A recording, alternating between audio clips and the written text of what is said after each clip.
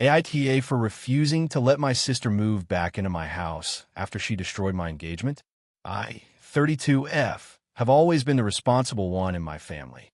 I have an older sister, Megan, 35F, who has always been the opposite. Growing up, Megan was the fun one, outgoing, spontaneous, and always in some kind of drama. She'd borrow my clothes, crash my car once without a license, and somehow everyone would still end up comforting her because she'd cry or make a big speech about how hard her life was. I learned early that keeping the peace meant giving in to her. Our parents have always enabled her. When she got fired from jobs, they'd say, "Megan just needs time to figure things out." When I got promoted at 25, they said, "You should help your sister. She's not as lucky as you." So I did. For years.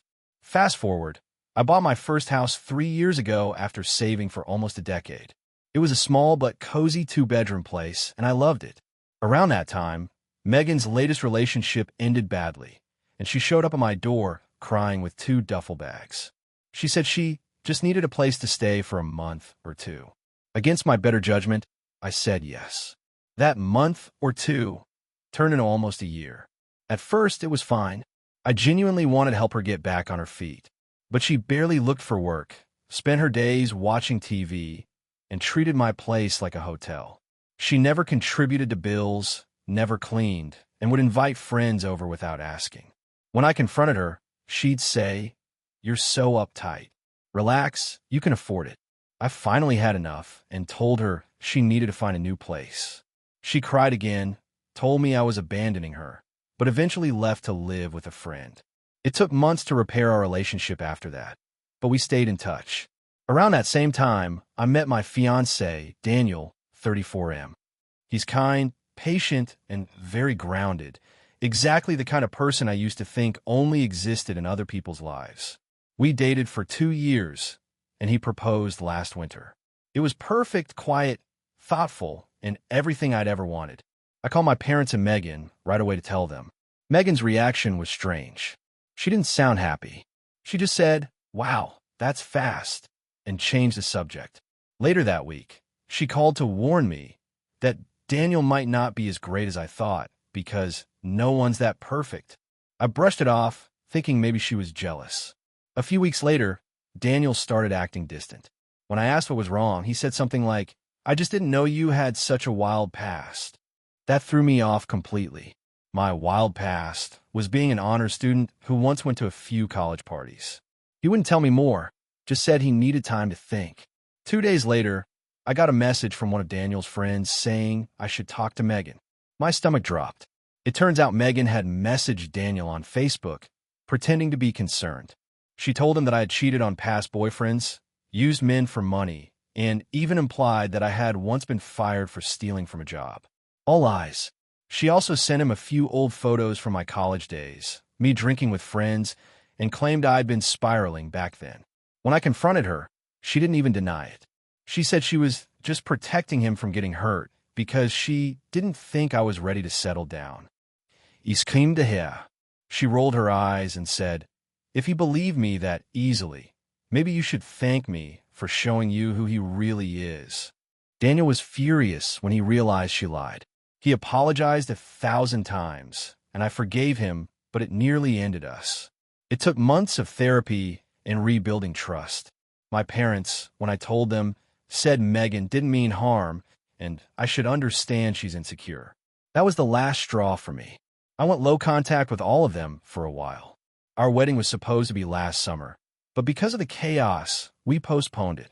We're back on track now and planning for next spring. Things were peaceful until 2 weeks ago. Megan called me crying again. Her boyfriend kicked her out. She lost her job again, and she had nowhere else to go. She asked if she could stay with me and Daniel just for a few weeks. I told her no immediately. She was silent for a moment, then said, "You can't still be mad about that." I was trying to help. I said, "You try to destroy my relationship. You're not setting foot in my house." She started screaming that I was cruel and that family helps family. I hung up. Since then, my parents have been calling nonstop, saying I'm being cold and that Megan needs me. They even offered to pay her rent if I let her stay with us for a month, but I still said no. I told them she's burned every bridge with me and that my peace matters more. Now everyone, except Daniel, is acting like I'm the villain. My mom said, "You've always held grudges. Megan just makes mistakes." My dad said, "You'll regret turning your back on blood." Even some cousins have texted me, saying I should be the bigger person. I've started wondering if I'm being too harsh. I know she's unstable and probably doesn't have many options. But every time I think about her living under my roof again, I feel sick. Daniel supports me completely, but says it's my choice. He doesn't want to get in between sisters. Part of me feels guilty because I know if the roles were reversed, I probably would have taken her in again. But another part of me knows what happened last time. I lost sleep, my sanity, and nearly my relationship because I kept giving her chances. Last night, my mother called again and said Megan is currently staying in a motel and can't afford another week. I said I was sorry, but that I wasn't responsible for her. She said, "I hope you can sleep at night knowing your sister is homeless." I hung up on her, but I couldn't stop crying afterward. Daniel says I need to protect my boundaries and not let guilt drive me back into the same cycle. But it's hard when my whole family is acting like I'm a monster. So, AITA for refusing to let my sister move in, even though she's struggling, after everything she did to me and my fiancé. If you enjoyed the video, don't forget to leave a like and subscribe to the channel. It helps the content grow and motivates me to create even more great videos. Turn on notifications so you don't miss any new uploads. By the way, I'm curious, when do you usually watch my videos? While working, studying, or just relaxing at home? Let me know in the comments. I'd love to hear from you. Thank you for your support. AITA for refusing to let my sister use my wedding as her second chance ceremony after she ruined her own. So this might sound like some weird rom-com plot, but it's 100% real, and I'm genuinely torn about whether I've gone too far. I, 28F, am getting married in April next year to my fiancé, Jason, 30M. We've been together for 6 years, and we're both pretty low-drama people. Unfortunately, my older sister, Mel, 31F, could not be more opposite. Mel is what I describe as a main character person. Every event, holiday, or family milestone somehow turns into the Mel show. It's exhausting, but I've learned to just let her have her spotlight in small doses. The problem started about 2 years ago when Mel had her dream wedding planned. Lavish venue, designer dress, 200 guests, all of it. She was marrying a guy named Brad, who she'd been with for 3 years. 1 week before the wedding, Mel got caught cheating. Not with a stranger, but with Brad's best man. Someone took pictures of them together at her bachelorette party and sent them to Brad. Obviously, the wedding was off, and the entire family was humiliated. Mel swore it was just a mistake and that she was drunk and emotional, but Brad didn't forgive her. She spiraled pretty hard afterward, moved back in with my parents, and for months, every conversation somehow circled back to how much she lost her chance to have her perfect day. Fast forward to now. I got engaged last year, and while everyone was happy for me, Mel's reaction was weird. She smiled, hugged me, but then immediately said, "I can't believe you're going to get married before me now." I laughed it off because what was I supposed to say? Everything was going fine until a couple of weeks ago when Mel approached me with what she called a mutually beneficial idea. Her proposal was this: since she never got to have her real wedding, she wanted to share mine. As in, she wanted to have a joint ceremony and reception where we'd both walk down the aisle. Me with Jason, her with her new boyfriend, a guy she's been seeing for 4 months named Tyler, and celebrate love together as sisters. At first, I thought she was joking. I laughed. She didn't. She launched into this long speech about how family is about unity, and how this would heal the past wounds from her canceled wedding. I told her absolutely not. I said that my wedding was about me and Jason, and I wasn't sharing it with anyone. Mel immediately started crying, saying I was punishing her for her mistakes. Things escalated fast. My mom, who usually tries to stay neutral, called me later that night to say maybe I should consider Mel's feelings. She said Mel has been through a lot, and that it might be nice to give her some closure. I told her this wasn't therapy, it was my wedding, and I wasn't turning it into a redo for my sister's bad decisions. My dad was on my side at first, But then he caved after Mel started posting vague things on Facebook about family betrayal and being denied happiness. Now half of our extended family is involved. Some of my cousins think I'm being cold and selfish because it's just one day and I could help my sister move on. But my friends and Jason are furious. Jason said if Mel even tries to turn our wedding into a double ceremony, he's walking out. It got worse when I found out that Mel went behind my back and contacted our wedding planner. She told her that she'd be joining the ceremony and asked about color coordination for her gown. Thankfully, my planner called me immediately, completely confused.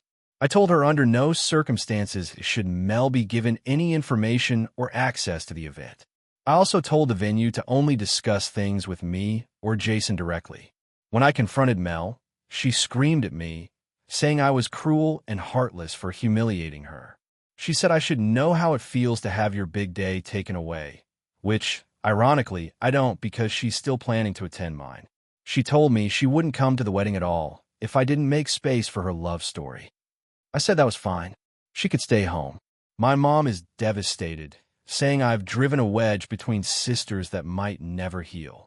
She keeps begging me to just let Mel do something symbolic, like walk down the aisle before me, or have a mini exchange of vows at the reception.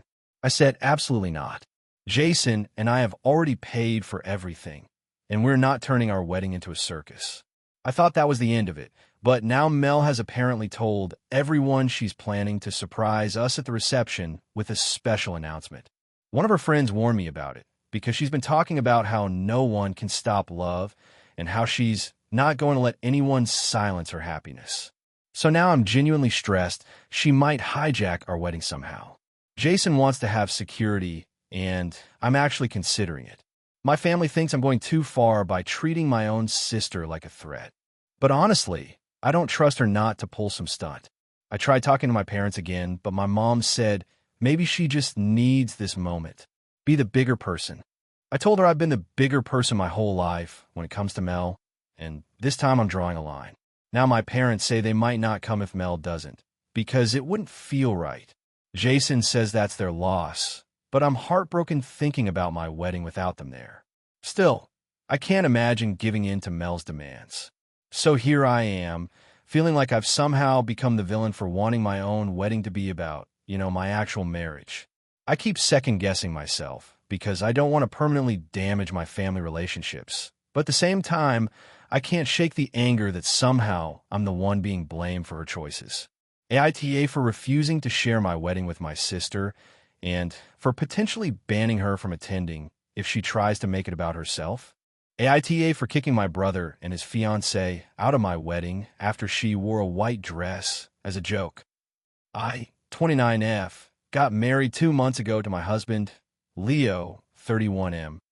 We had a medium-sized wedding with about 80 guests, mostly family and close friends. I'm a pretty chill person overall, but weddings stress me out. I'm not someone who needs everything to be perfect, but I did want it to be special and drama-free. Unfortunately, my brother Sam, 27M, and his fiancée, Jess, 26F, made sure that didn't happen. For context, Jess has always been difficult. She's the type of person who constantly needs attention. If someone else is the focus, she'll find a way to redirect it back to herself. When she got engaged to my brother, she announced it during my birthday dinner after telling me she didn't want to make it all about me that night. That kind of sums up her personality. So, when it came time to plan my wedding, I made it clear in the invites and the group chats that no one should wear white, ivory, cream, champagne, etc. I know it's old-fashioned, but I still wanted to feel like the bride, Everyone agreed, or so I thought. The morning of the wedding, my mom was helping me get ready when my cousin ran into the bridal suite looking panicked. She said, Jess just walked in wearing white. I thought she was joking. She wasn't. Jess was wearing a full-length, tight-fitting white gown that could easily pass for an actual wedding dress. It had lace, a train, and even little sparkly details. She was beaming, taking selfies in the lobby, and telling people she wanted to see if anyone would notice. Apparently, her excuse was that it was a social experiment to prove that people overreact to small things. My brother thought it was funny. My mom, bless her, immediately went into damage control mode, suggesting that Jess could borrow a shawl or something from someone else. Jess refused, saying she shouldn't have to change because it was clearly not a big deal. I was already trying to stay calm and not cry before my ceremony, so I just told everyone to drop it. I didn't want to start my wedding day with a fight. The ceremony went smoothly enough. Jess sat in the second row, right in the line of sight from where I was standing. Every time I looked in that direction, I saw her white dress gleaming in the sunlight. It was so distracting. When we got to the reception, she ramped things up by asking our photographer to get a few shots of her and Sam since they looked so elegant. She literally posed under the arch I'd spent hours decorating, the one that said Mr. and Mrs. Taylor. The photographer, who clearly felt awkward, snapped a few just to get her to stop. Then came the breaking point.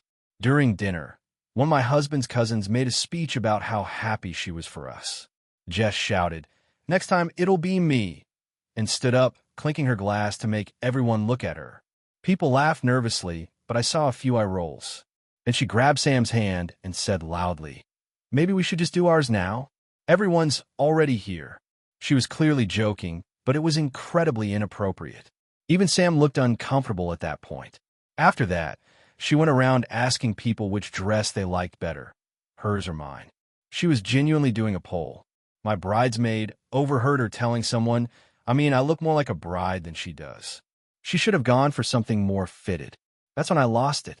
I walked up to her and told her she needed to leave. She laughed and said, "Oh, come on, it's just a joke. Don't be so uptight."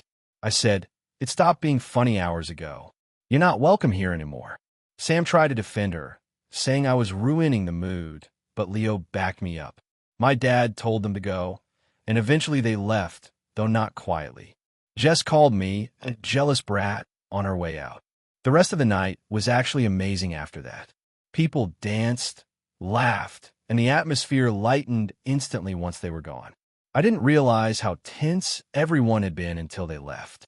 For a while, I honestly thought I'd done the right thing. But here's where it gets messy. The next day, my mom got a string of texts from Sam saying I'd embarrassed them in front of everyone. He said Jess had been crying all night because she never meant to upset me. My parents were split. Dad thought I was justified. Mom said I could have just ignored it and not made a scene. Jess posted some cryptic Instagram stories about people showing their true colors and how jealousy ruins families, which was obviously about me. Now, weeks later, it's still causing drama. Sam hasn't spoken to me since. He said they're uninviting us from their wedding next year. Honestly, that's fine with me. But my mom keeps saying I should apologize for the sake of peace. She says it was just a dress, and I should have handled it more gracefully. The thing is, I keep replaying it in my head. Maybe I could have ignored it. Maybe I could have laughed it off and not let her win. But every time I picture her standing there in that white dress, smirking while people whispered, I feel my blood pressure rise. It wasn't just about the color. It was the constant need to make everything about herself. It felt like she tried to hijack one of the biggest days of my life just because she couldn't stand not being the center of attention. Even some of our relatives are divided. My cousins think she's ridiculous and that I was too patient, while some older family members say I should have just been the bigger person. Leo says I was absolutely in the right and that we owe them nothing, but I can't help feeling guilty for how explosive it got. I've always been the peacemaker in the family, and now it feels like I've shattered that role completely. Jess sent me one text about a month later saying, "Hope you're happy you made our family drama go public."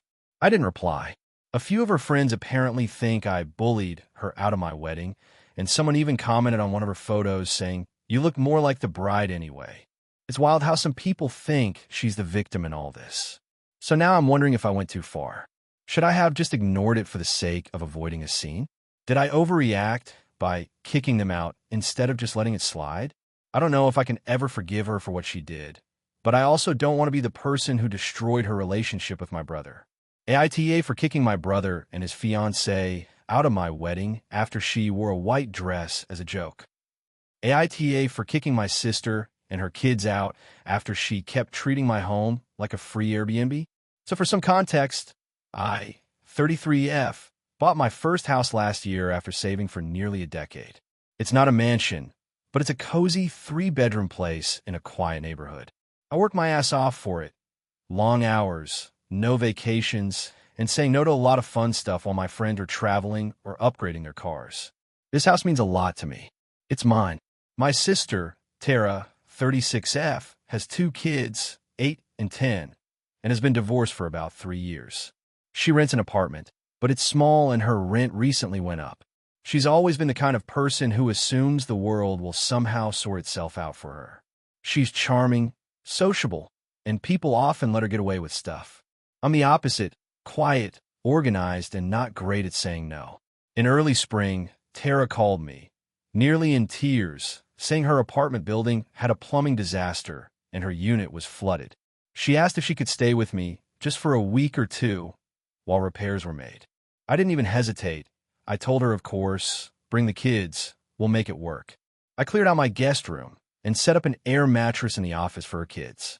I bought extra groceries and kid-friendly snacks, rearranged my schedule, and even took a couple of days off work to help them move in. 2 weeks passed, then 3, then a month.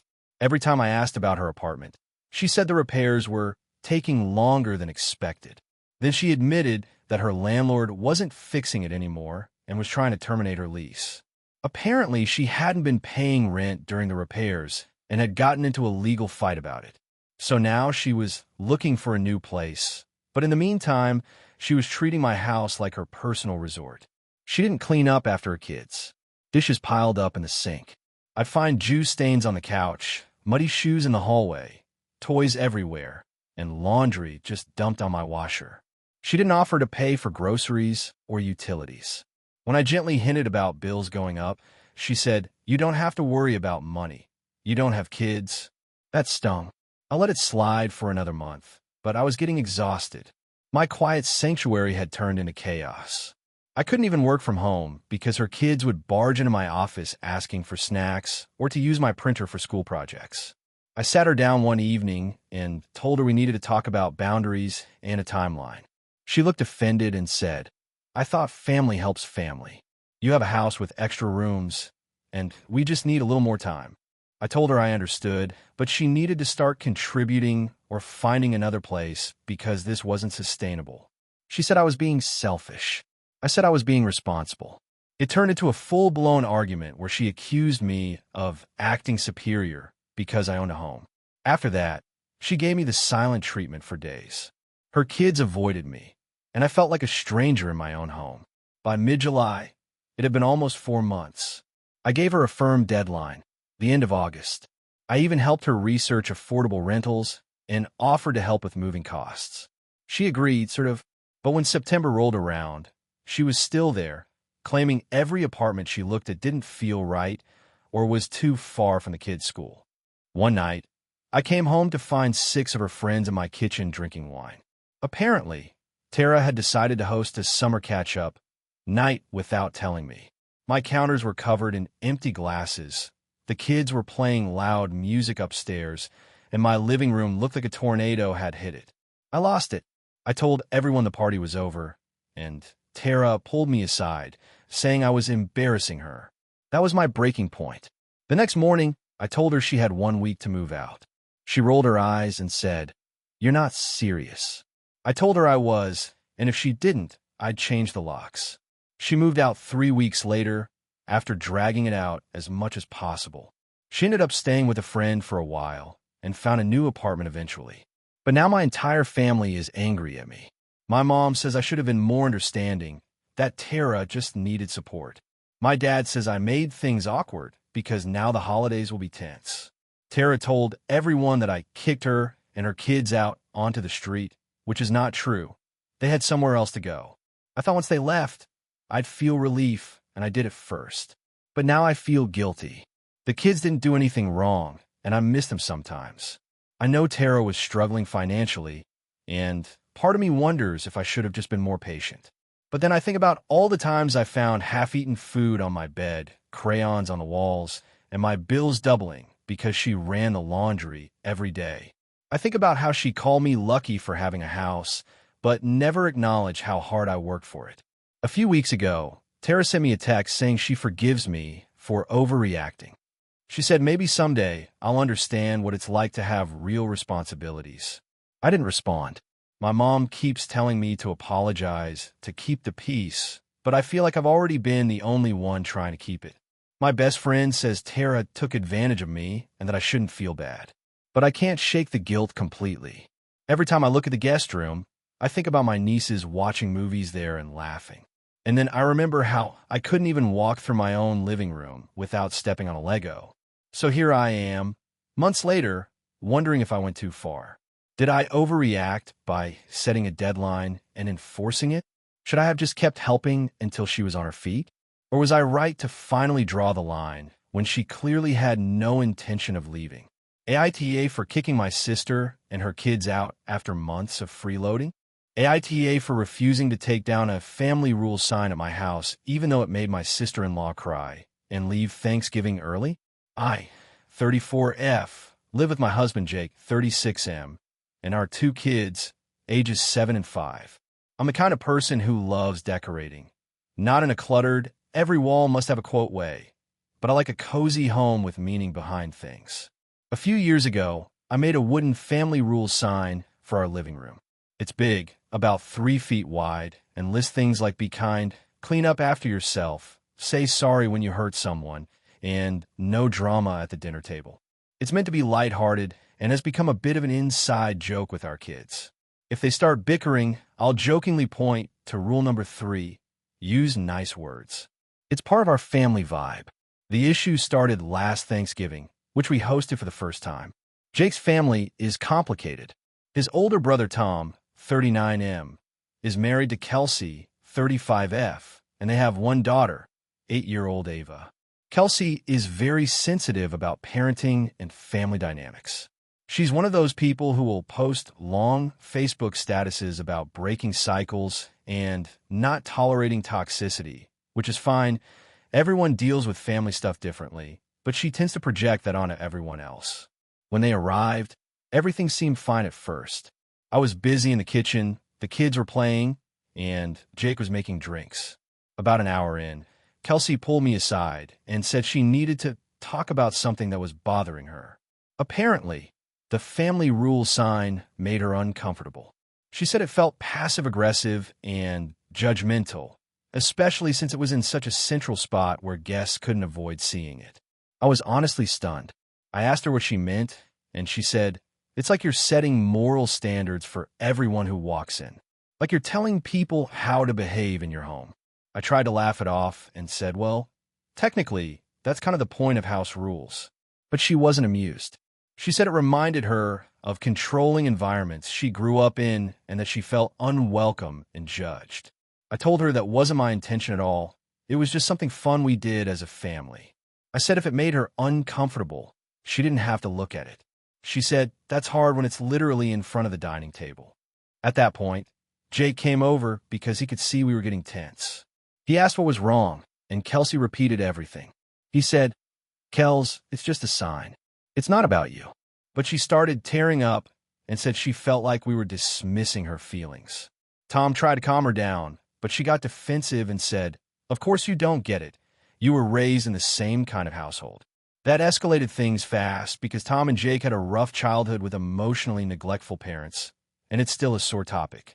Jake told her that wasn't fair, and Tom snapped at her to stop bringing that up in front of everyone. At that point, the whole room went awkwardly silent. Kelsey started crying, grabbed Ava, and said they were leaving. Tom followed after a tense minute of trying to apologize. The rest of Thanksgiving was uncomfortable. My in-laws, Jake's parents, stayed quiet, but you could tell everyone was walking on eggshells. After they left, Jake said he thought Kelsey had totally overreacted, but his mom texted me later that night, saying she wished I'd just taken the sign down to keep the peace. Fast forward a few days, Kelsey posted on Facebook, of course, about environments that pretend to be loving but are actually controlling. No names, but everyone in the family knew. Since then, she's refused to come to our house again. Tom has visited alone a few times, but says she still feels triggered by me. Now it's almost been a year, and Jake's mom is pressuring me to take the sign down before this year's Thanksgiving to show goodwill. I told her that feels ridiculous. It's my house and the sign isn't offensive. Jake agrees, but he also doesn't want more family drama. Here's the thing. I'm not trying to be stubborn for the sake of it, but it feels wrong to cater to someone's hypersensitivity at the expense of normal family traditions. The sign has been up for 5 years. Nobody ever said a word until Kelsey did. My kids love it. It's literally just a sign about kindness and responsibility. Still, my mother-in-law thinks I'm making things harder and refusing to extend empathy. She said Kelsey's trauma responses aren't something she can just switch off, and that if you can make a small change that helps someone feel safe, why wouldn't you? That part stuck with me. I get that Kelsey has her own issues, and maybe seeing rules written on a wall feels controlling to her because of her past. But at the same time, I can't help but feel like that's her issue to work through, not mine to tiptoe around. Jake told me he'll support whatever I decide, but if it keeps the peace, he'd prefer to just move the sign temporarily. I told him that sets a bad precedent. Like every time someone takes offense to something totally benign, we'll rearrange our lives to accommodate them. The tension is building again as Thanksgiving approaches. Tom texted me yesterday, saying, "Just please don't make a big deal out of the sign again." I replied, "I didn't make a big deal last time." He said, "You didn't help either." So now I'm wondering if I'm being too rigid about this. I honestly didn't mean to hurt anyone, and I don't think my decor choices should revolve around one person's sensitivities. But maybe it's a small enough gesture that I should just do it. Jake thinks Kelsey is projecting her control issues, and my best friend says absolutely not to give in, because it rewards her behavior. But then my mom said, "Wouldn't you feel awful if you triggered someone and could have easily prevented it?" So, Reddit, am I really the asshole here for refusing to take down a wooden sign because one family member finds it emotionally upsetting? Or is this just another case of someone making their personal trauma everyone else's problem? AITA for refusing to attend my sister's child-free wedding after she uninvited my daughter but still wants my son to come? My sister Emma, 32F, is getting married in December to her fiancé Luke, 34M. I'm 35F, her older sister, married to my husband Tom, 36M, and we have 2 kids, Ellie, 10F, and Max, 8M. Emma and I have always been close, but she's always been selective about how things should look, if that makes sense. She's very image-conscious, detail-oriented, and sometimes a bit of control freak. Her wedding is supposed to be her perfect day. She's been planning it for nearly 2 years.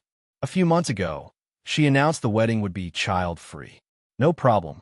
Tom and I understood completely. We arranged childcare with our parents and RSVP'd as 2 adults. Easy. A month later, though, Emma called and said she decided to make an exception for immediate family kids, meaning nieces and nephews, since her fiancé's sister wanted her children there. I was honestly relieved because Ellie and Max adore their aunt, and they were so excited when I told them they could come after all. Fast forward to 2 weeks ago. Emma invited me over for coffee, and the vibe was weird from the start. She kept hesitating, clearly working up to something. Finally, she said, "I hope you won't take this the wrong way, but Luke and I have been finalizing the guest list again, and we decided Ellie might not be the best fit for the wedding." At first, I thought she meant there was a capacity issue or something logistical. I asked what she meant, and she said, "It's just, Ellie is at that awkward preteen stage, you know? She's a little unpredictable emotionally, and we really want to avoid any drama or discomfort on the day." I was stunned. Ellie isn't a difficult child. She's thoughtful, well-behaved, a bit shy sometimes, but never disruptive. I asked what she was talking about, and she said, "You know how she's been having those mood swings and crying spells lately?" I realized what she was referring to. Ellie had recently started puberty, and yes, she'd had a few emotional moments at family dinners, but nothing outrageous. I said, "She's 10, Emma. She's growing up. She's not going to cause a scene at your wedding." Emma sighed and said, "It's not just that. Luke and I were talking, and we think it might be better for the photos if we only have the younger kids there. Like, you know, the cute ones. Toddlers and little kids look adorable in pictures, but preteens are kind of in between."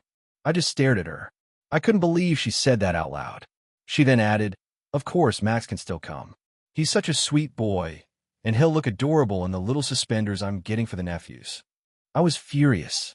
She was literally excluding my daughter from the family wedding because she didn't fit her aesthetic. I told her how cruel and superficial that was, and that she was sending a disgusting message to Ellie. She immediately went on the defensive, saying I was overreacting and making it about my parenting instead of her vision. She said, "It's my wedding, my rules. I'm not banning Ellie. I'm just curating the environment." I said, "She's 10, not a piece of decor." Then I left. Later that night, Emma texted me saying she hoped I'd cool down and that she'd love to still have us all there. Except Ellie, of course. I showed the text to Tom, and he was livid. We decided that if Ellie wasn't invited, none of us would go. When I told Emma, she completely lost it. She accused me of trying to sabotage her wedding, said I was being dramatic, and that I was teaching Ellie to hold grudges. She even tried to guilt-trip me by saying our parents were already stressed about travel and I was making things worse. My parents, unfortunately, took her side. My mom said I should just be the bigger person and not make waves because it's Emma's special day. She said it's not like Ellie would even enjoy sitting through a long ceremony and fancy dinner. When I asked her if she thought it was okay for Emma to uninvite her granddaughter for being not cute enough, she just sighed and said, "You know how Emma is." Since then, Emma has been posting nonstop about her flawless, child-free but family-inclusive wedding on social media, which honestly feels like a dig at me. Some family members have reached out saying they get where she's coming from and that I shouldn't let a 10-year-old's feelings ruin an adult event. Others, mostly friends outside the family, think Emma's being a monster. Ellie, for her part, overheard part of the argument. She asked me if Aunt Emma thinks she's ugly. I nearly cried. I told her it's not about her, that Aunt Emma just wants a very specific kind of event, but she's not stupid.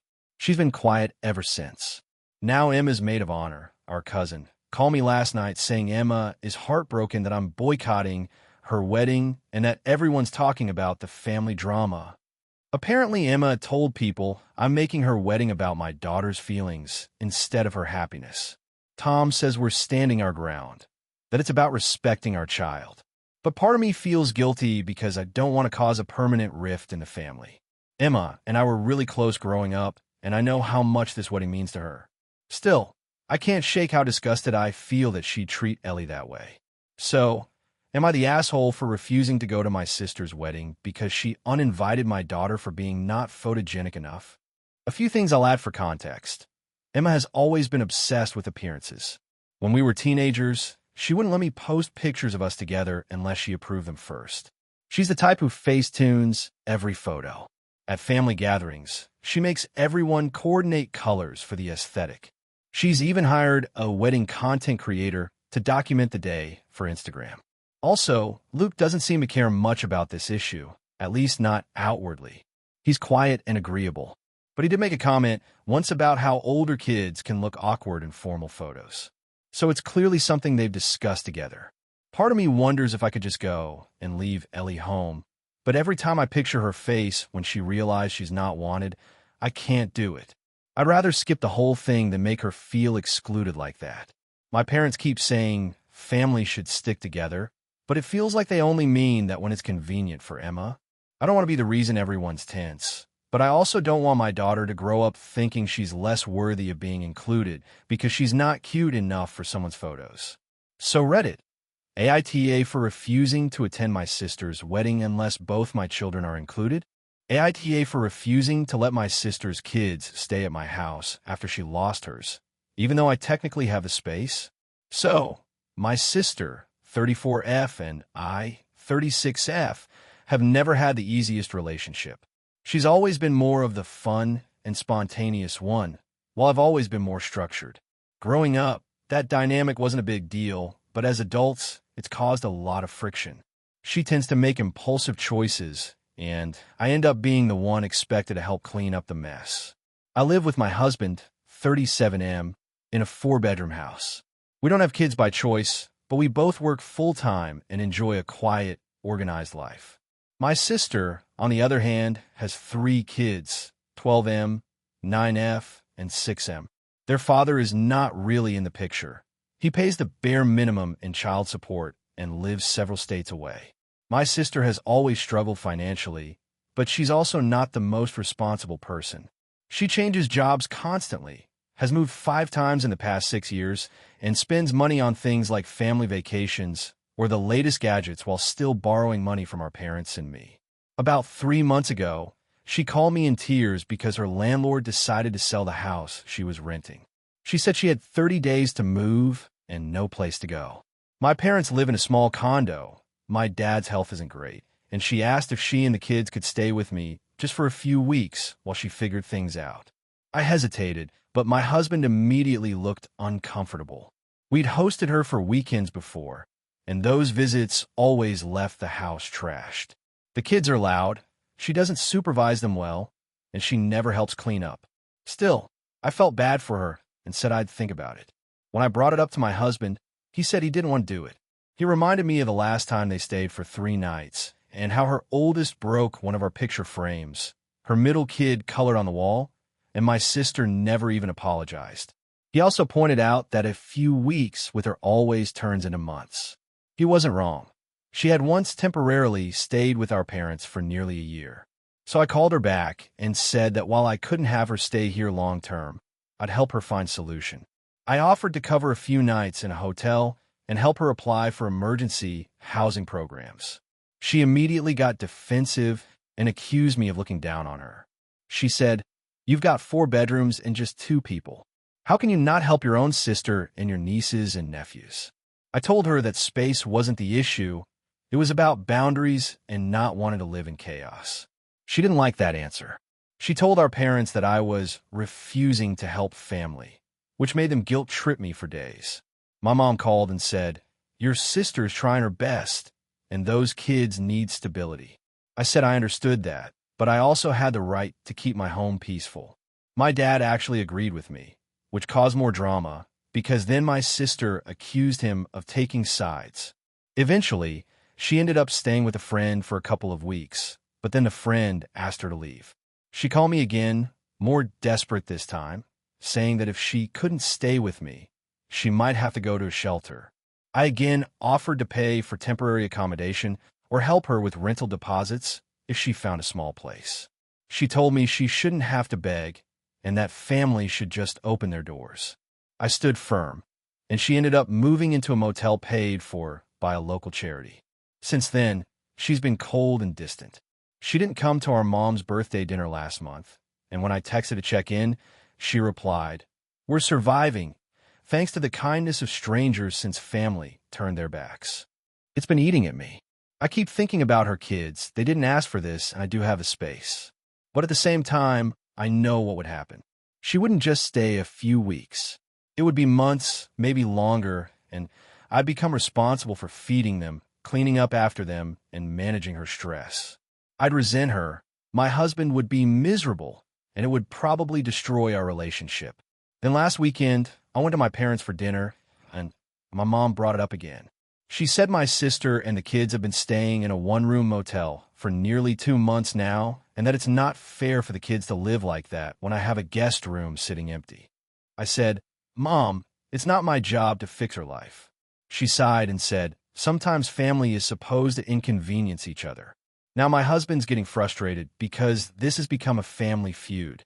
My mom has hinted that she's ashamed of me. My sister refuses to speak to me, and even my aunt texted me saying, "You'll regret not helping when those kids remember who was there for them." But I just can't shake the feeling that if I let them stay, it would be a disaster for everyone involved. For context, this isn't the first time something like this has happened. 2 years ago, she asked to borrow money for a security deposit and never paid it back. A few months later, she told me she spent part of it on a new tablet for the kids because they needed it for school. When I confronted her, she said, "You make good money. You'll survive." When we were growing up, she was always the one who got bailed out. My parents paid her car repairs, her credit card bills, even her college tuition twice because she dropped out the first time. I worked through school and never asked for help. It's always been that way. She messes up, and I'm expected to fix it. Still, I feel this crushing guilt. My husband told me, "You can feel bad for her without destroying our peace." He's right, but every time I see pictures of her kids on social media, sleeping on an air mattress in that tiny motel room. I feel like the villain. I also keep thinking about how my sister frames the story. She tells people that I chose a tidy house over family. And that's what hurts most because she's not entirely wrong. I did choose peace and order. But is that really so awful? Last week, my mom asked if we'd reconsider just for the holidays. She said the kids shouldn't have to spend Christmas in a motel. My husband said absolutely not, and honestly, I agree with him, but it feels like we're being heartless. So now I'm sitting here, second-guessing everything. Am I really the selfish one for not letting my sister and her kids stay with me? Or am I just setting a healthy boundary that everyone else refuses to respect? AITA? AITA for refusing to attend my sister's wedding after she excluded my partner? This is a long one, so bear with me. I, 28F, have been dating my partner, Sam, 30M, for about 3 years now. Sam and I have a really good relationship. We live together, we share responsibilities, and I've always thought he's integrated well into my family. My younger sister, Emily, 25F, is getting married next month, and the drama started months ago when she began planning her wedding. Emily and I have had a complicated relationship since we were teenagers. She can be controlling and very particular, especially when it comes to family gatherings and events. Our parents are very laid back, so most of the time, she's the one dictating how things happen. I've generally accepted that because I love her and I know weddings are stressful. But this year, something crossed a line. About 6 months ago, Emily sat me down to discuss the guest list. She said she didn't want Sam at the wedding because she thinks he's too loud and makes everyone uncomfortable. She said it was nothing personal, but she wants the day to be perfect, and she feels his personality would clash with the tone she's going for. I was stunned. I asked if we could compromise, maybe having him at the rehearsal dinner or seated with a smaller group, but she flatly refused. She even said that inviting him would ruin her special day. At first, I tried to brush it off, thinking maybe she was stressed. But over the next few weeks, it became clear that she was serious. She wouldn't even let me attend with a +1, which included Sam. When I brought up the fact that excluding my partner felt incredibly unfair and isolating, she told me I was overreacting and that I was being selfish for not understanding her vision for the wedding. I tried talking to our parents, hoping they would mediate. My mom was sympathetic, but said Emily was set in her ways. My dad just shrugged and said it's Emily's day, so technically she can do whatever she wants. I felt stuck. I didn't want to cause a family fight, but I also felt humiliated that I would be forced to attend such an important day without my partner, essentially treating him like a stranger. As the wedding got closer, things escalated. Emily started sending me messages asking me to RSVP solo and subtly shaming me for even considering bringing Sam. She also made comments in group chats like, "We're keeping the wedding adult-only and peaceful," which I took as a clear jab at him.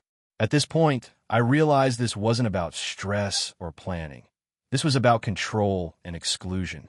2 weeks ago, I made the decision not to attend the wedding.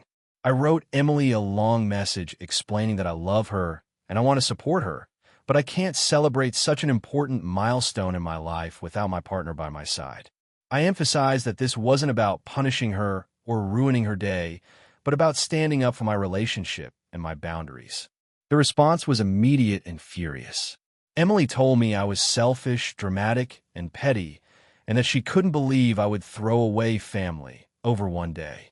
She accused me of playing the victim and said that she never wanted to be close to me anyway if I couldn't respect her choices. Our parents are now in the middle, trying to calm things down.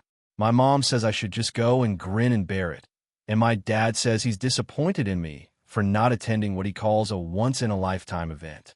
Meanwhile, Sam has been incredibly supportive, saying he understands why I'm hurt and that I made the right call for my own mental health.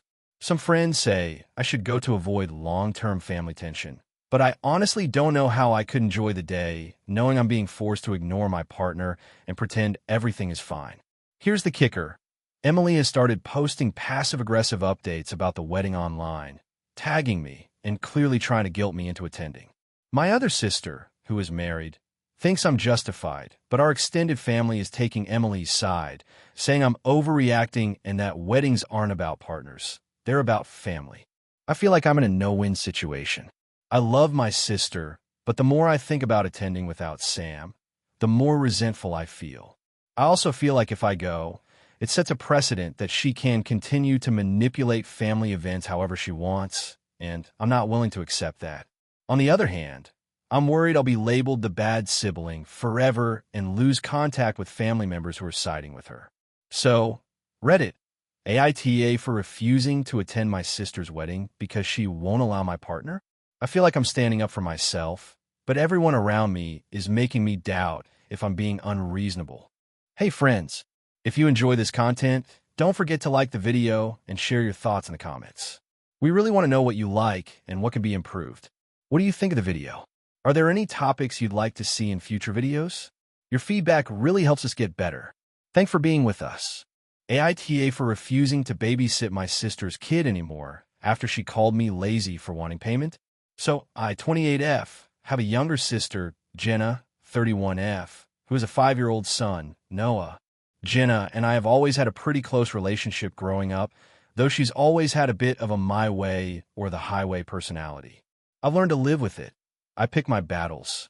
But lately, it feels like every interaction with her turns into a test of how much she can take advantage of me before I finally snap. For context, I work full-time as a graphic designer. It's not an easy job. Long hours, tight deadlines, clients who think just one more little tweak means redoing an entire project. I work from home, which Jenna somehow interprets as me being available at all times. She's a nurse who works 3 12-hour shifts a week, and her husband, Adam, works construction. Because of their schedules, childcare has always been a challenge for them. I get that. I really do. But for the past year, I've basically become their unofficial nanny. It started small. Jenna would text me, "Hey, can you watch Noah for an hour while I run to the grocery store?" Sure, no problem. Then it became, "Can you watch him for the evening while Adam and I have a date night?" Again, fine. But it slowly evolved into, "Can you keep Noah overnight?" My shift ends at 11 p.m. and Adam starts early. That started happening once or twice a week. Then it turned into entire weekends. At first, I didn't mind. I love my nephew. He's a sweet kid, full of energy, a bit of handful, but smart and funny. But babysitting so often started cutting into my work, my sleep, and my social life. I started feeling like I was being used.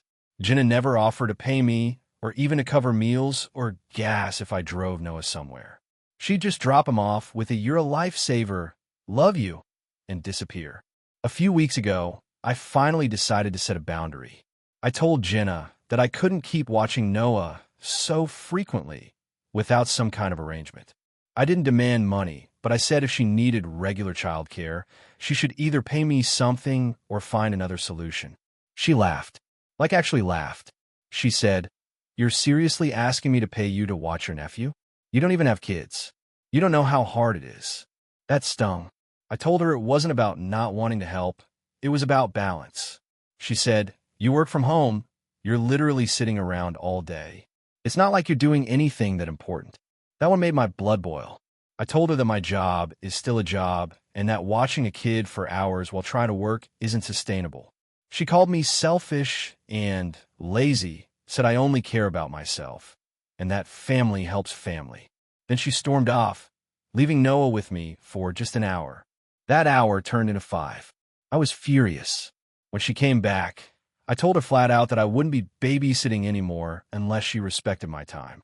She gave me the silent treatment for a few days, then sent me this passive-aggressive text. "Since you're too busy to help, I guess I'll have to call off work. Hope you're happy." I ignored it. But a few days later, our mom called me, saying Jenna had been crying and telling her I abandoned her when she needed me most. Mom took Jenna aside and told me I was being inconsiderate. "She's a single mom in practice," Mom said. "You're her sister. She trusts you. That part is complicated. Adam's around, but Jenna constantly complains about him being unreliable. I've seen him. He's not a bad dad, but he's kind of disengaged. He works long hours, comes home, eats, and zones out. So yeah, Jenna shoulders most of the parenting. But I'm not Noah's parent either." The final straw came last weekend. Jenna texted me Friday afternoon, saying she needed to drop Noah off for the weekend because her babysitter bailed. I told her I already had plans to go hiking with friends. She told me I owe her because she watched my cat once when I was on vacation 3 years ago. I laughed and told her that wasn't the same thing. She showed up at my apartment anyway. No warning, no knocking, just parked, came up, and tried to hand her off to me. I was standing there with my backpack on, ready to leave. She said, "He's already in the car. Please don't make this harder."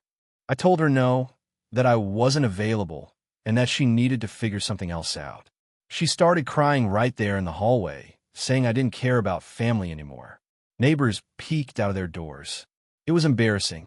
She ended up leaving in a rage, taking Noah with her. Later, she texted me, "I can't believe you would rather go on a stupid hike than help your own nephew. Don't bother coming to Noah's birthday next week." Now my family is split. My mom and aunt are siding with her, saying I should just help out because I don't have a husband or kids and I have more free time. My dad, who usually stays out of drama, told me quietly that he thinks I did the right thing, but that I should maybe apologize to keep the peace. Here's the thing. I feel bad that Jen is overwhelmed. I genuinely do. But I also feel like she's been taking advantage of me. I've rearranged my work schedule, lost sleep, and even canceled dates because she needed me. It's gotten to the point where I tense up every time she calls because I know it's going to be another favor. I love my nephew and want to be in his life, but I can't keep sacrificing my time and sanity because Jenna refuses to plan ahead or respect boundaries. When I finally stood up for myself, everyone acted like I'd betrayed the family code. So, am I really the asshole for refusing to babysit unless I'm compensated or at least respected for my time? Or am I just setting reasonable boundaries that no one wants to acknowledge because it inconveniences them? Because honestly, right now, it feels like my only options are either become the live-in, unpaid nanny my sister wants me to be, or be labeled the cold, selfish sister who doesn't care about family. Neither feels fair. AITA for refusing to host my sister's wedding at my house after she insulted my parenting?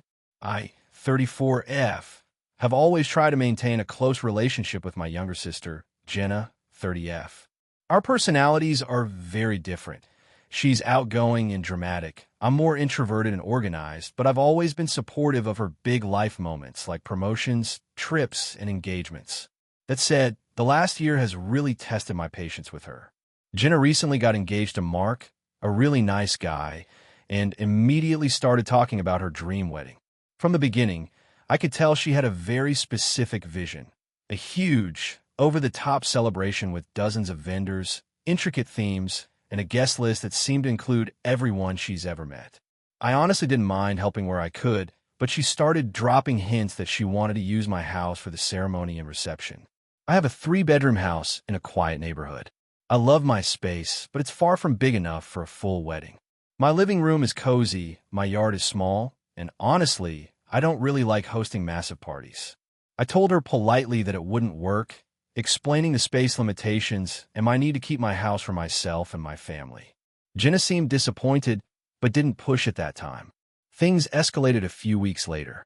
She came over to discuss options and brought along her wedding planner and a mood board the size of a coffee table.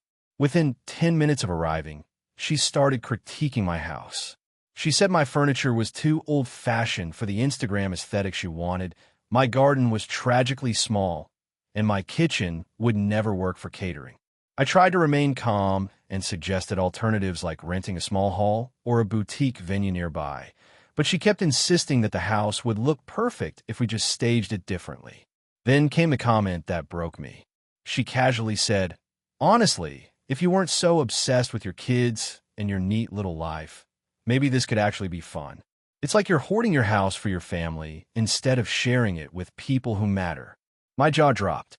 Not only was she implying that my priorities as a parent were selfish, she was also attacking the way I run my home.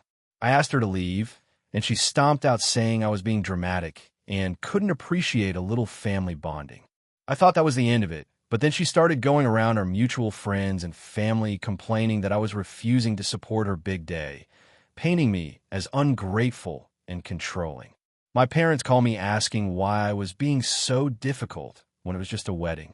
I tried to explain the comments she made about my kids, but they mostly shrugged it off, saying, "You're both sisters, just let her have her way." That felt unfair and really hurtful. Last week, she sent a very passive-aggressive group message to our family chat, listing all the creative ways we could use my house, and ending with it to shame my sister. Can't see the bigger picture because she's too busy with her kids. I responded once, telling her clearly that my house is off limits for the wedding, that my children's needs come first, and that she can find another venue. She replied with a long rant about how I was choosing my children over family, and how disappointed she was that I would let pride and perfectionism ruin her dream. I haven't responded since. Some relatives are now avoiding me or hinting that I'm being unreasonable, which has been emotionally exhausting. I love my sister and want her to have a happy wedding, but I also feel like she crossed a line when she insulted my parenting and tried to guilt me into giving up my home for an event that I don't want. I don't want a huge confrontation, but I also don't want to compromise my values or my household for someone else's vision. I know family obligations are tricky, but at some point, I feel like personal boundaries should come first. So Reddit, AITA for refusing to host my sister's wedding at my house after she insulted my parenting. Character count, 6,438 if you want. I can also craft an even longer, ultra-detailed version closer to 7,000 characters that adds subplots with the family drama, friends' reactions, and her ongoing attempts to manipulate the situation. It would read like one of those viral multi-part Reddit stories. Do you want me to do that? AITA for refusing to let my brother's girlfriend take my car after she totaled hers? So this is going to be a long one, so buckle up. I, 28F, have a younger brother, Luke, 25M. We've always been close, though we definitely have our differences. I've always been the responsible one in the family, which has caused some friction over the years. Luke, for lack of a better word, is a bit reckless, but he's smart and funny, so most people overlook it. He recently started dating someone named Megan, 26F. I hadn't met her before she moved in with him about 6 months ago, but Luke has always had a bring everyone into my life fast kind of energy. A little context about me. I have a 2018 Honda Civic that I absolutely love. I saved up for it over a few years, and I'm very meticulous about maintenance. It's paid off, and I rely on it for work and personal life. I never lend it out unless it's an absolute emergency, because it's not just a car to me. It's my independence and peace of mind. Anyway, a couple of weeks ago, Luke called me in a panic. Megan had just totaled her car. I won't go into all the gory details, but apparently she ran a red light while texting, and her car is completely destroyed. She was okay, thankfully, but Luke called me asking if Megan could borrow my car temporarily while she waits for her insurance settlement. He framed it as just for a few days. I immediately said no. I told him straight up that my car is my responsibility, and I can't lend it to someone who just totaled their own car due to negligence. Luke got upset. He said, "She's not careless. She just had a bad moment." Come on, you're being dramatic. I tried to explain that even a bad moment in someone else's hands could ruin my car. I offered to help them find a rental car instead. He got more frustrated, and I could hear Megan in the background, apparently saying something like, "I don't understand why she's making this a big deal." That should have been the end of it, but Luke didn't take no for an answer. He started texting me almost daily, saying things like, "I'm really disappointed in you, and you're treating her like a stranger." He even mentioned that our parents think I'm being unreasonable, though I haven't heard that directly from them. He tried to guilt-trip me, saying that Megan is in a really tough spot and that I should help family. I stuck to my guns. I offered practical alternatives. I could drive Megan to work, help them get a temporary rental, or even help her find a cheap used car. But giving her my car? Absolutely not. A few days later, Luke stopped speaking to me for 2 days because he was sulking, and then he sent a message that completely crossed the line. He said, "If you loved me, you'd let her drive the car. You're basically telling me you don't care about us at all." Now, a few more details. Megan has a history of reckless driving. I didn't know this before, but a friend of mine who works in insurance mentioned that she's had 2 minor accidents in the past 3 years and has racked up several speeding tickets. I didn't bring this up to Luke because I thought he already knew, but I think it added to my hesitation. The situation escalated over the weekend. Luke and Megan came over to visit, and Megan tried to casually bring up the car while I was making dinner. I was very direct. "Megan, I'm not comfortable lending my car to anyone who's just totaled theirs. I can help you figure out other options, but my car is not an option." She laughed nervously, said something like, "Wow, that's cold," and walked out. Luke was fuming. He said I embarrassed him in front of Megan and that I'm ruining their relationship. Since then, I've been getting mixed messages from my parents and friends. Some people are saying I was completely right, my car, my rules, and it's completely reasonable to not want to risk it. Others are saying I should have just let her drive it temporarily and that I'm being selfish for letting a small thing come between me and my brother. My brother has basically stopped talking to me unless it's absolutely necessary. I genuinely don't think I was in the wrong. My car is important to me, and lending it to someone who has proven to be reckless seems irresponsible. I did try to compromise by offering other solutions, but they weren't willing to accept them. My parents are starting to ask me to reconsider for family, and I feel torn because I love my brother and I don't want to damage our relationship permanently. But at the same time, I can't help but feel that letting Megan drive my car would be asking for trouble.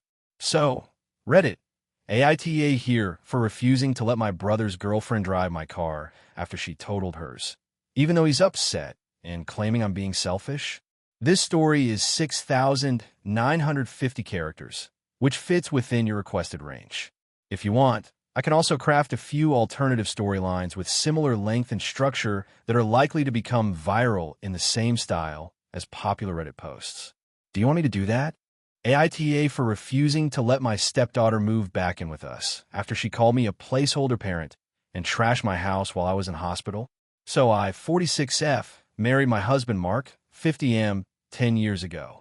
He has a daughter, Emma, now 21, from his first marriage. I don't have biological kids, though I helped raise my niece for a few years before she went to college. When Mark and I got married, Emma was 11, and her mom, Laura, was still very involved in her life. I always tried to respect that. I wasn't trying to be her mom. I just wanted to be another supportive adult in her life. When she stayed with us, we had 50-50 custody back then. I cooked for her, helped with school projects, drove her to soccer practice, and was at every game. She was polite but distant. I never pushed too hard because I knew it wasn't easy for her. Things started to change around her late teens. She began to test boundaries, like most teenagers. There was one incident where she took my car without permission and got a speeding ticket. I was angry, but I didn't explode. I calmly told her she'd have to take responsibility. She called me controlling and refused to talk to me for weeks. Mark tried to mediate, but I could tell he hated confrontation, especially with her. Fast forward to 2 years ago, Emma graduated high school and decided she didn't want to go to college. She said she needed a break and wanted to focus on finding herself. We said fine, but that meant she needed to work or do something productive. She got a part-time job at a coffee shop and stayed with us rent-free. I told her she didn't have to pay anything as long as she helped around the house and saved money. That lasted maybe 3 months. She stopped cleaning, stopped doing laundry, left dishes everywhere. I tried talking to her several times, but she always brushed me off with, "I'm an adult now, stop treating me like a kid." Then I got diagnosed with a thyroid condition that required surgery. It wasn't life-threatening, but it was stressful. The week before my operation, I asked both Mark and Emma to keep the house in order while I was in the hospital for 3 days. They both promised they would. When I came home, I walked into a nightmare. Trash everywhere. Dirty dishes piled in the sink. A wine spill on the carpet that no one had even tried to clean. Emma had apparently thrown a small get-together that turned into a party. She denied it at first, but I found videos on her Instagram story of people dancing in my living room. I lost it. I was exhausted, sore, and emotional from surgery. I told her she had completely disrespected me and my home, and that she needed to find another place to stay for a while. She screamed that I was kicking her out over nothing, and that I wasn't even her real parent. Then she said something I'll never forget. "You were just a placeholder parent until I didn't need to play nice anymore." She packed her stuff, slammed doors, and left for her mom's. Mark was furious at me for overreacting, saying she was young and made a mistake. But when I showed him the videos and messages from neighbors complaining about the noise, he backed off, at least temporarily. Emma stayed with her mom for about a year. During that time, I tried to repair things. I sent her birthday and holiday gifts, texted her occasionally, and told her I was open to talking whenever she was ready. She either ignored me or sent one-word replies. A few months ago, Emma reached out. She said she wanted to start fresh and asked if she could move back in temporarily while she looked for an apartment closer to her new job. She said things weren't great at her mom's and she wanted to be near her dad. Mark immediately said yes. I was more hesitant. I asked if she'd be willing to have a serious talk first about what happened, boundaries, mutual respect, everything. She rolled her eyes and said, "Why can't we just move past it? You always make things such a big deal." I told her that part of moving past things means acknowledging them. I said I wasn't comfortable having her move back in until she could at least take some responsibility for what happened. She got defensive again and said, "You're holding a grudge over something that happened years ago." I told her I wasn't holding a grudge. I was protecting my peace. I said she's an adult now, and adults face the consequences of their actions. I told her she could visit any time, but she couldn't live with us until we'd cleared the air and had some ground rules in place. She stormed out, and later that night, Mark accused me of pushing her away. He said Emma had finally reached out after all this time, and I shut her down. I told him that's not what happened, that I just need her to show a little maturity and accountability. Now, Emma has been posting vague stuff online like, "Some people never forgive you even when you try," and "toxic step-parents ruin families." A few mutual friends of ours, and even Mark's sister, reached out saying I should just let it go and be the bigger person. But I can't shake the feeling that if I just cave and let her move back without any acknowledgement of what happened, I'll be setting myself up for more disrespect and resentment later. I want her and Mark to have a good relationship. I really do, but I also think it's unfair for me to keep taking emotional hits in my own home. Mark and I have been tense ever since. He says I'm making him choose between his wife and his daughter. I said that's not true, but I can't live in a house where someone who openly disrespects me can move in and pretend nothing happened. So now he's suggesting Emma move in anyway, and that I just focus on ignoring the past. But I don't think that's how healthy families work. I love my husband, but I'm exhausted. I've tried to rebuild bridges, set boundaries, and be patient. I just can't tell anymore if I'm standing up for myself or if I really am being too rigid. So Reddit, AITA for refusing to let my stepdaughter move back in until she takes responsibility for how she treated me and my home. AITA for refusing to host my sister's wedding after she insulted my home and my choices. So this is going to be a long one, and I honestly don't even know where to start, but here goes. I, 32F, have a sister. Let's call her Emily, 29F. Emily has always been a bit of a perfectionist and a control freak, while I'm more laid back. I live in a modest but very cozy 2-bedroom apartment in a city that I absolutely love. I work in tech, and I've spent years putting together a home that feels like mine, small, simple, but full of things that make me happy. A few months ago, Emily got engaged to her boyfriend, Josh. They've been together for 5 years, and I've always liked him, though he can be kind of a pushover when it comes to Emily. When they got engaged, they immediately started talking about the wedding. From the start, it seemed like they had a very specific vision, a huge, elaborate, fancy wedding with hundreds of guests in a big banquet hall or some picturesque country estate. Not my style at all, but fine, it's their wedding. Then she dropped the bomb. She wanted me to host the wedding at my apartment. I think I literally froze when she said it. I asked her if she was joking. She was not.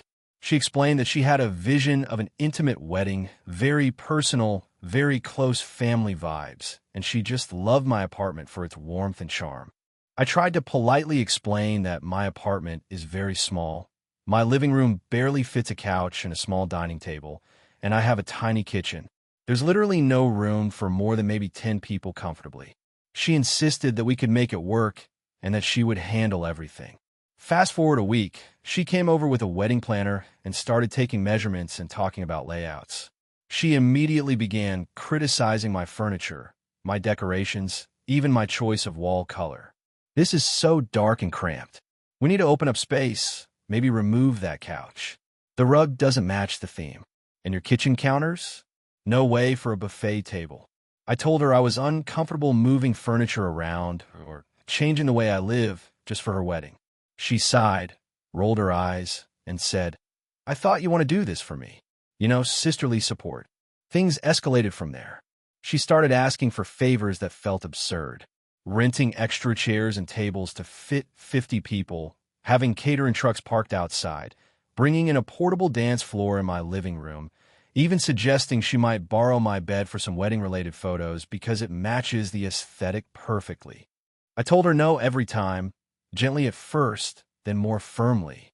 Each time, she got huffy and said, "Why are you making this about yourself?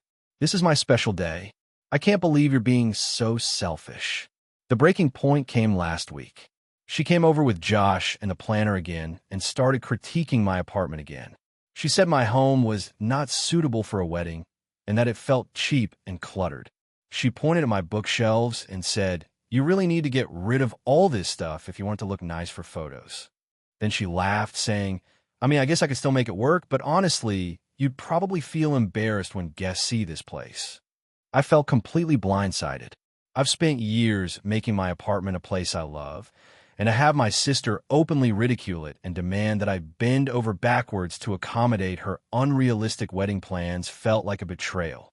I told her very clearly that I would not be hosting her wedding or in any way trying to transform my apartment into her Pinterest dream. I said if she wants a big, fancy wedding, she needs to find a space that can actually accommodate it. She got extremely angry, shouted that I was selfish and petty, and left in a huff. Since then, our family has been split. My parents are trying to mediate, saying I should compromise because it's my sister's big day.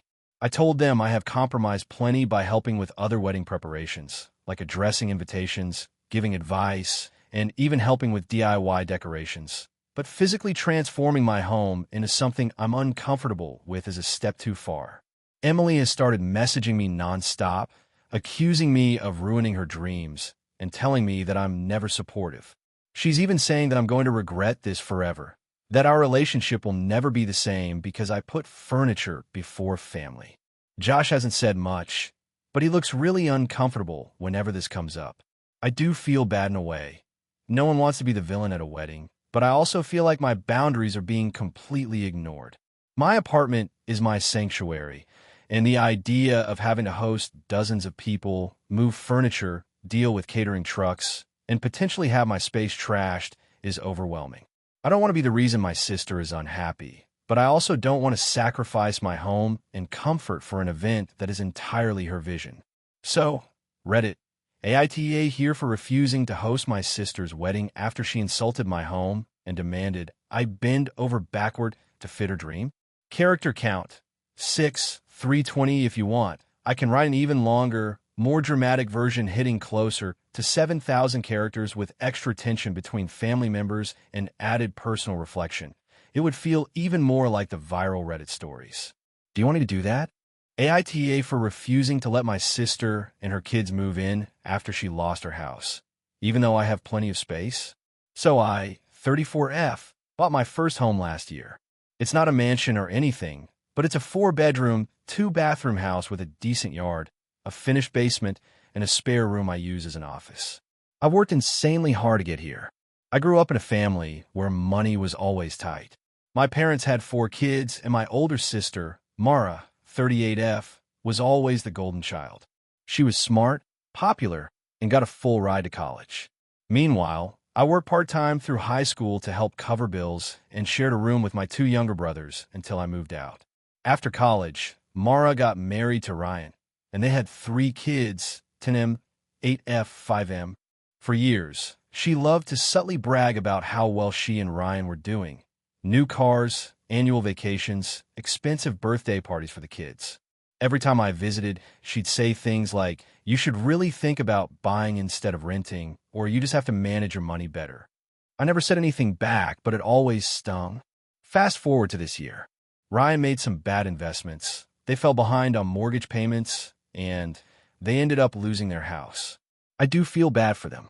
But Mara called me one night, completely frantic, saying they had nowhere to go and needed to stay with me for a little while. I hesitated. I'm single, I work from home, and I'm an introvert. The thought of 3 kids running around my house while I'm on Zoom calls all day sounded like chaos. I told her I needed to think about it. She got quiet and then said, "You have 4 bedrooms, right? You could easily give us 2." I told her I'd call her back. I ended up talking to my mom about it. Mom said, "They're family, honey. You can't just let them be homeless." But I also know my sister. A little while could easily turn into months, maybe even a year. So I came up with what I thought was a fair compromise. I told Mara that she and her family could stay for 2 weeks just to get on their feet, but after that, they'd need to find another arrangement.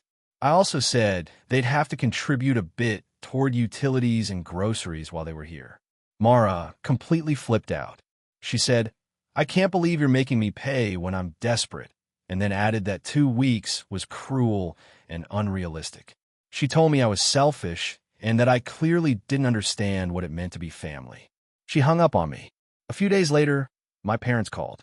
My mom said Mara was devastated and that she and the kids were currently staying in a cheap motel. She said it was costing them money they didn't have and implied it was my fault. I said, "Mom, I'm not responsible for their financial mistakes." She sighed and told me I'd regret it if I didn't help now, because family always remembers who was there in hard times. Then Ryan texted me. He said, "You're really going to let your niece and nephew sleep in a motel when you have an entire basement that's empty? Unreal." That made me feel awful, but I stuck to my decision. I told them I was sorry for their situation, but I couldn't handle a full household and the stress that would come with it. Ryan read the message and didn't reply. The next morning, I woke up to 27 unread messages in the family group chat. My mom, Mara, and one of my aunts were all piling on me. "Money has made you cold. You've forgotten where you came from. You think you're better than the rest of us now." My younger brother even chimed in saying he didn't see the big deal. They're kids, not strangers. At that point, I muted the chat. I felt guilty for days, wondering if I'd made the wrong call. But then I heard from my cousin that Mara was telling people I refused to help because I didn't want her kids ruining my fancy house. She made it sound like I was heartless. The part that really hurt? Apparently, she told her kids that Auntie doesn't want us around, which made them cry. I found that out from my mom, who used it as another reason to guilt trip me. About a week later, Mara posted a Facebook status that said, "You really learn who your true family is when things get tough. Some people only care about themselves." My cousin sent me a screenshot because she knew it was about me. That's when I completely lost my patience. I texted Mara and told her that if she was going to publicly trash me, she could forget about ever staying with me, 2 weeks or otherwise. She replied, "You never intended to help us anyway." Now it's been about a month. Mara and her family moved in with Ryan's parents, who live about an hour away. I thought things might settle down, but I'm still the villain in everyone's eyes. My mom has stopped calling me regularly. When I reached out last week, she said she was too disappointed to talk right now. I've been second-guessing myself constantly. Was I too rigid? Should I have just let them stay? Part of me knows that if I had, it probably would have become indefinite. Mara has a history of depending on others until they push back. Years ago, she stayed with my parents for a month that turned into nearly a year. She never paid rent, never helped with groceries, and my mom still talks about how hard it was. Still, the guilt eats at me. I look at my empty guest room and wonder if I'm being a bad sister. My friends say I did the right thing, but they don't know my family dynamics. My mom says I've become cold and materialistic. My sister says I've turned into someone she doesn't recognize. And maybe they're right. Maybe I'm different now. But I can't shake the feeling that I finally set a boundary, and everyone hates me for it. So, AITA for refusing to let my sister and her kids move in even though I had the space to help. AITA for refusing to take down a secret recording of my sister's wedding speech that accidentally went viral. So this whole thing has basically torn my family apart, and I can't tell if I'm the villain or if everyone's just being dramatic. For context, my sister Emma, 28F, got married 3 months ago. I, 26F, was her maid of honor. We've always had kind of a complicated relationship. She's the golden child, and I've always been the one who doesn't take things seriously enough. She's type A, organized, and a little controlling. I'm more the chill, sarcastic type who makes jokes when things get tense. Emma's wedding was a huge deal. Think, lavish outdoor ceremony, string quartet, designer gown, the whole 9 yards. My parents poured a ridiculous amount of money into it. In the months leading up to it, I helped as much as I could, planning, decorations, moral support, but Emma was stressed out of her mind. Every little thing had to be perfect, and she snapped at everyone constantly. Now, the night before the wedding, we had the rehearsal dinner. It was beautiful, but everyone was a little on edge. Emma gave a small speech thanking everyone, and then she pulled me aside and said, "Please, for the love of God, don't try to be funny during your maid of honor speech tomorrow. Keep it short and classy. No jokes about my exes or childhood stuff. Just be normal." I told her fine, whatever. But honestly, it kind of hurt. My sense of humor is how I express love. I wasn't going to roast her. I just wanted to make people laugh and ease the tension. Fast forward to the reception. Everything is going perfectly. Music, food, decorations. When it's my turn to give the speech, I keep it mostly sentimental with a few light jokes, nothing crazy. People laugh. Emma smiles politely, but she looks stressed. I wrap it up and sit down, thinking it went fine. Then comes her turn to speak. The bride's speech wasn't supposed to be a thing, but of course, she wanted one anyway. She grabs the mic and starts thanking everyone. Normal enough. Then, out of nowhere, she says something like, "And I want to thank my maid of honor, my little sister, for reminding me that not everyone has to grow up to be responsible to still be loved." There was a weird pause. People chuckled awkwardly, assuming it was a joke. But she kept going. "It's actually really inspiring that you've managed to stay so free-spirited, even though you're still figuring things out at 26. I mean, not everyone can say they've lived in 4 apartments in 3 years, or that they're still trying to find themselves. It's brave, really." I could feel my face burning. She was smiling, but it was that fake smile she uses when she's being cruel in a nice tone. She finished with, "But seriously, I love you, and I hope you find something that makes you as happy as I am with Matt." Everyone clapped, but it was painfully awkward. I laughed it off in the moment, because I didn't want to ruin her day. But inside, I was humiliated. Here's the thing. I had been recording the reception speeches on my phone. Not secretly to be sneaky, but because I wanted to make a compilation video for her later. The audio caught everything. Her tone, the weird tension, even the awkward silence. About 2 weeks later, I was editing the clips, and out of curiosity, I uploaded that moment to my private TikTok. I captioned it something like, "When your sister uses her wedding speech to roast you in front of 200 people. I had maybe 50 followers, mostly friends. It blew up overnight. Like, millions of views. People were commenting things like, "Bridezilla energy, this is emotional warfare, and you handled that so gracefully." I didn't expect it to go anywhere, but it went massively viral. Emma found out within a day because coworkers, friends, and even her in-laws saw it. She called me sobbing, screaming that I had ruined her marriage and publicly humiliated her. Apparently, her husband's family thought the video made her look mean and fake. Some of her clients, she's a real estate agent, even recognized her from it. She demanded I take it down immediately. I apologized for the embarrassment, but said it wasn't malicious. I hadn't tagged her, named her, or shown her face clearly. It was mostly audio and my reaction, but by then, it had already been re-uploaded by dozens of other accounts. Taking it down from mine wouldn't really change anything. She hasn't spoken to me since. My parents are furious.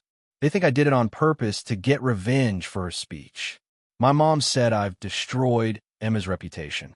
I told them that she should have thought about how she spoke to me before she decided to humiliate me in public.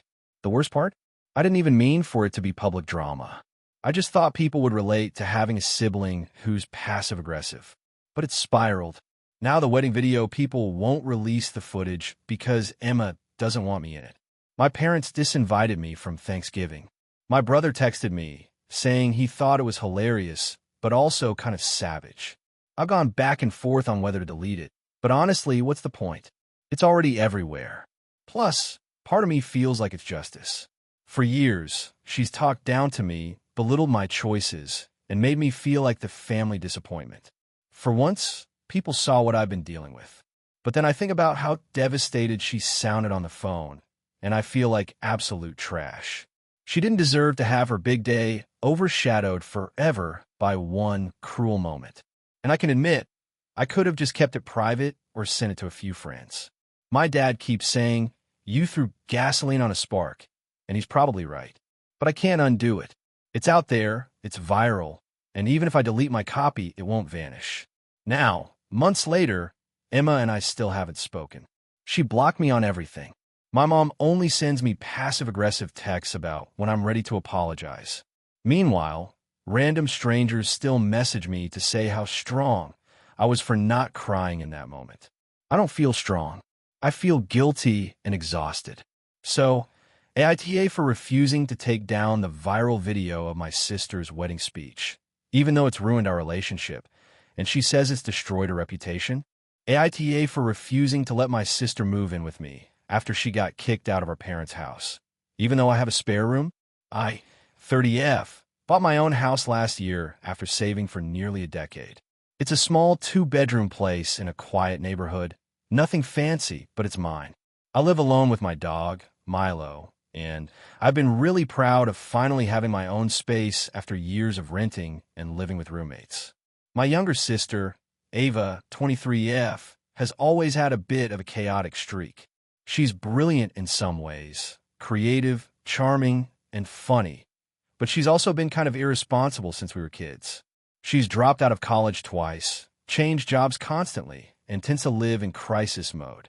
My parents have been enabling her for years, bailing her out of trouble and letting her move back in every time something goes wrong. 2 weeks ago, she called me crying because our parents kicked her out.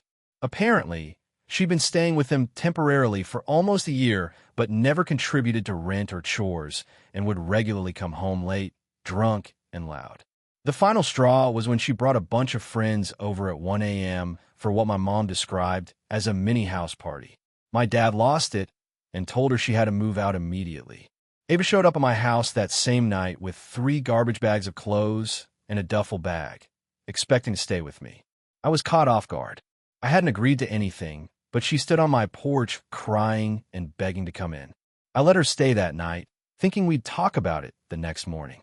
When I woke up, she was still asleep on my couch, and my kitchen looked like a hurricane had hit it.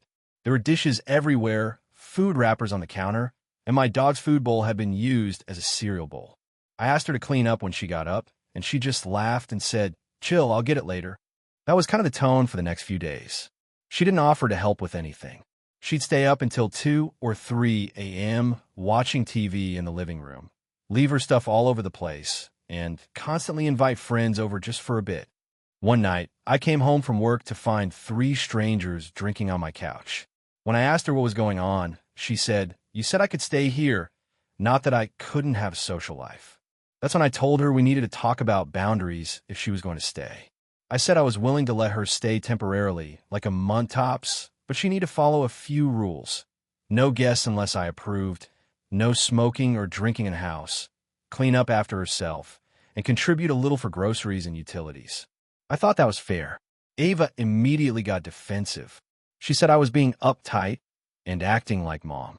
She argued that since I owned the house and had money, it shouldn't matter if she couldn't pay right now. She told me she just needed a safe space to figure her life out. I told her she was welcome to stay if she respected my home and the rules. She said fine, but the next morning she was gone, and so was a brand new Bluetooth speaker I bought for my office. I texted her asking if she'd taken it, and she admitted she had, saying she borrowed it for a party and would return it soon. I told her that wasn't okay and she needed to bring it back that day. She didn't. 3 days later, she showed up again, drunk, asking if she could move into the spare room for real this time. I told her no. She started yelling that I was heartless, that family helps family, and that I was turning my back on her when she had nowhere else to go. I told her she'd already shown me she didn't respect my space and that I couldn't trust her. She left crying, calling me a cold, selfish ********. Now our parents are involved. My mom called me saying I should just let Ava stay for a few months until she find her footing. I told her what had happened, the mess, the friends, the stolen speaker, and she said Ava just makes mistakes and needs compassion. I asked why she couldn't move back in with them, and my mom said they need a break from her. So basically, they wanted to take over dealing with Ava because they're tired of it. My dad even said, You're more stable. Maybe you can get through to her. But the thing is, I don't want to get through to anyone right now. I work full-time, I'm paying off a mortgage, and my home is the only peaceful space I have. I don't want to turn it into another circus. My parents are angry, saying I'm abandoning family and being cruel for letting my sister sleep in her car. Ava's been posting vague things on social media like some people only love you when you're convenient and blood doesn't mean loyalty, which mutual friends keep sending me. I do feel guilty. I don't want her to be homeless or unsafe. I even offered to pay for a motel for a week while she figured something out, but she refused, saying she won't live like a stray. She's now apparently staying with some friends, and for what I've heard, that situation isn't great either. I've always been the responsible one in the family, the one who keeps things together, and part of me feels like I'm letting everyone down by drawing this line. But another part of me knows that if I let her move in again, it's going to spiral into exactly what happened to my parents. Endless excuses, drama, and resentment. Still, when I think of her sleeping in a car, I get this pang of guilt that's hard to shake. My mom keeps sending me guilt-trippy texts about sisters sticking together and how one day you'll need help too. My dad's stopped talking to me altogether. Even some of my friends are split on it. A few say I'm totally right for protecting my boundaries and that Ava has to learn to take responsibility for herself. Others say I could have given her one more chance with stricter rules and that maybe she'd change if she had some stability. It's been almost 2 weeks since I told her no, and she hasn't reached out directly since then. But I can't stop wondering if I made the wrong call, if I should have just let her stay and try to manage it better. AITA for refusing to let my sister move in, even though she doesn't have anywhere else to go. Thank you for watching until the end. If you enjoyed this video, don't forget to like and subscribe to the channel so you won't miss new videos also. Leave a comment. I'd love to hear your thoughts. Your support and engagement mean a lot to me. See you in the next video.